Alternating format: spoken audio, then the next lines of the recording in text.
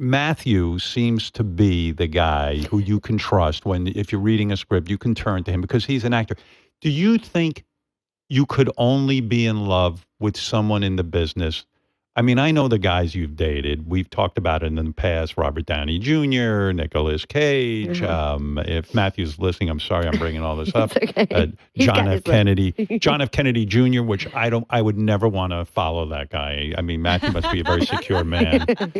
When did you know you were in love? I knew pretty quickly.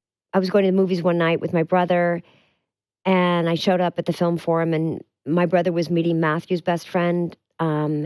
And so then Matthew was there, and then that movie was sold out. So we walked up to 8th Street, and then we were going to see Fisher King. Do you remember? Robin Williams. Robin Williams. And the movie wasn't starting yet, so we went across the street and got some pizza. But we had been told by a filmmaker that I had just finished working with Andy Bergman, who wrote and directed Honeymoon in Vegas. He wrote and directed The Freshman and Blazing Saddles and The In-Laws and things like that. Or wrote those movies, directed our movies. What a talent. He's incredible. Yeah. And he had told Matthew, I'm working with Sarah Jessica, you should meet her. And he told me, you should meet Matthew. And so we met and we were like, oh, Andy Bergman. And then we were both seeing other people, so it was illegal. And we stayed away from one another. And then you wanted Matthew, but you were being loyal to the person you were seeing. We understood that we had to do right by the other people and break up officially. Like we couldn't be catting around. So we had our first official date on March 8th of 1992, and we've been together ever since. And but what does that mean? Been together ever since? Did you move in together right away? Was it that intense? We've never spent a night apart since then, with the exception of work on location. Or his mother was ill for a bit, so he went to take care of her. But from that first night, we've never been apart. And wow. So then pretty soon into our relationship, I felt like, I'm in love with him, and he's really incredible. Exactly. What is love to you? Well, I think, first of all, I admired him. I loved his work. I had seen all of his movies.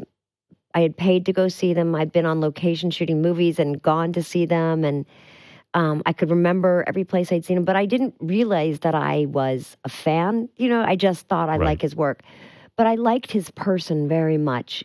He's so smart. He's so funny. I like his choice of friends, the way he was living in New York, what was important to him, how he kind of traveled around the city. He's always traveling on this bicycle. He's been riding a bike since he was 14. He was on a messenger bike, with no brakes and holding onto buses and really smart and really talented. And he was, I thought, so beautiful and handsome and charming.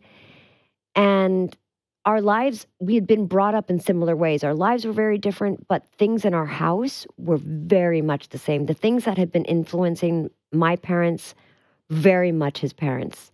They were different, but there were touchstones in our home that were identical, which was probably the case with a lot of people from our generation who might be city kids, or Pete Seeger was playing, or this or that, or, a bunch of stuff.